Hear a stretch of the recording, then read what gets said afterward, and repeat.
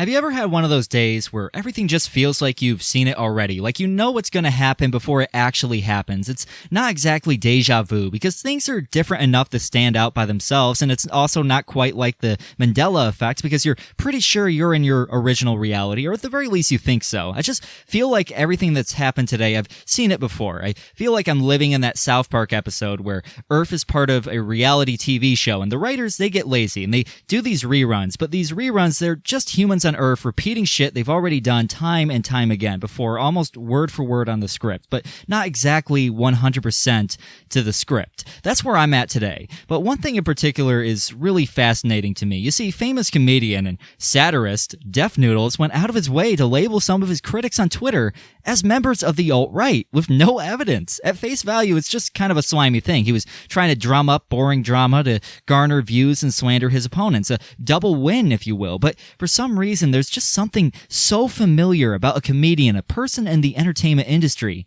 labeling his critics as political extremists in an attempt to smear their image, if you will, to ruin their credibility and their careers, trying to fucking bury them at the right opportunity. There's just something so familiar about this. And oh wait, that's right. Well, fuck me silly and call me a goose. I have seen this before. You see, in the 1950s, communism was all the rage. It was the one thing everyone was scared of after World War II. And nobody was quite scared of communism like Hollywood bigwigs. And it wasn't because of their loyalty to their country.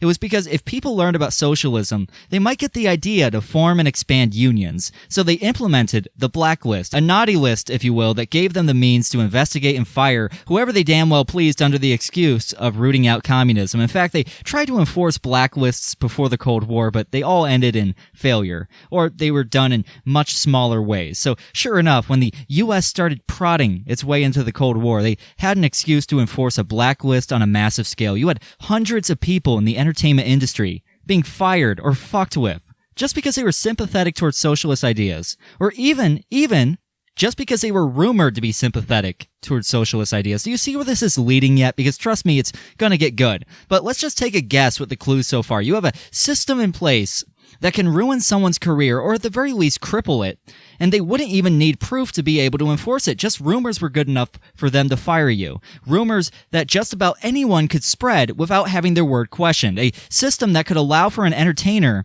or anybody else for that matter, to destroy their political enemies, critics, bosses, and anyone else they just didn't like, with no cost or immediate consequences.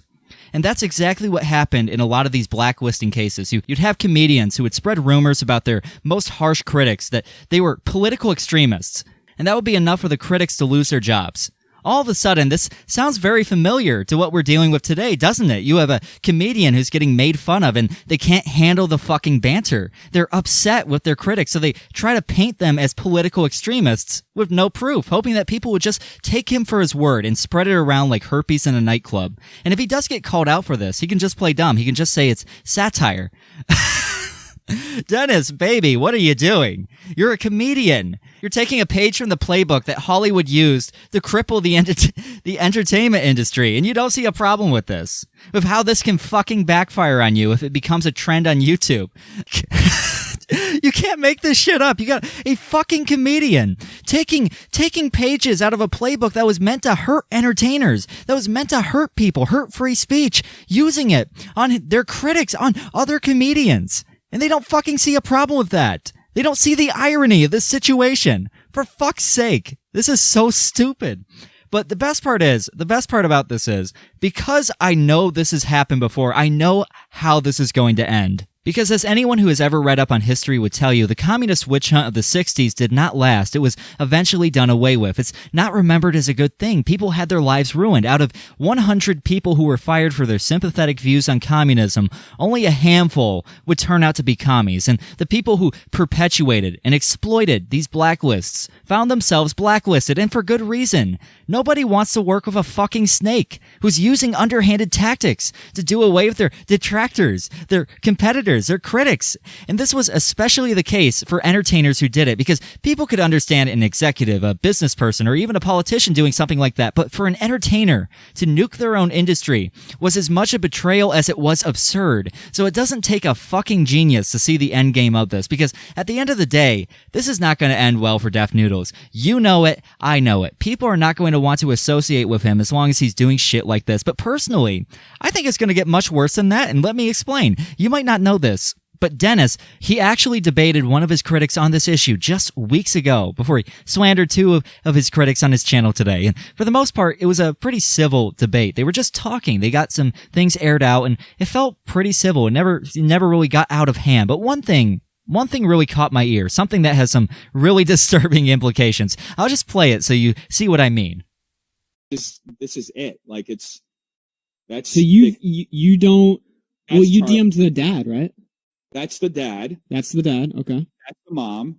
Okay. And now I'm going to show you just like this. This is an app where you can make fake DMs.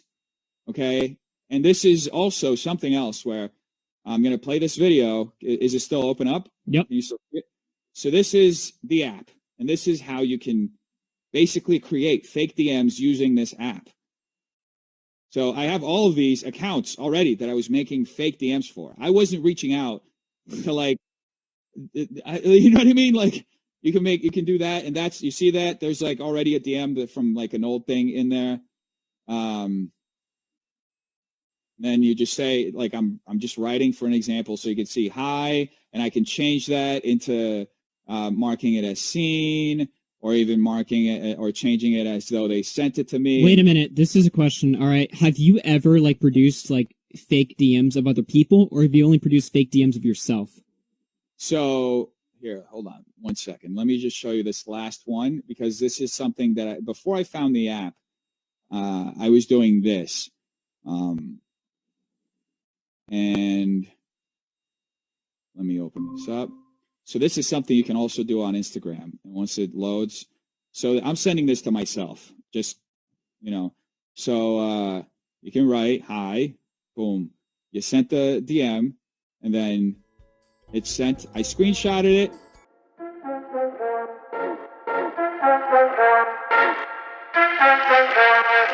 Suck my dick, you ain't shit.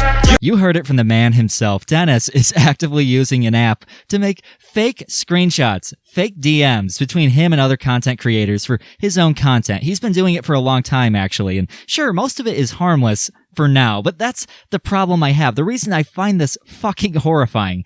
Dennis is somebody who cannot take criticism. He can't take the fucking banter. He's the kind of comedian who gets heckled off of stage during his routine and waits outside in the alley with a 2x4 to get some payback. You're going to Brazil! He's somebody who slanders his critics as political extremists with broader implications that they're fucking racists, so that he can get the rumor to spread, so he can get them canceled by people who shoot first and ask questions later. He's somebody who has shown that he is more than willing to fight dirty to get what he wants. So the fact that he's been using apps to fake realistic looking screenshots of creators is concerning to me. It has to be very tempting, a very tempting opportunity for him to smear his critics and detractors. So far, he has not given into it, but I'm not so sure that'll last. So I guess my final question, some food for thought, a question for you to ask among yourselves is, how long is it going to take till he gives into that temptation?